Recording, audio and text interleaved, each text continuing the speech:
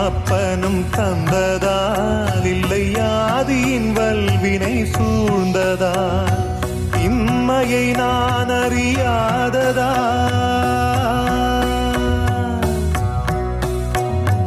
இம்மையை நான் அறியாததா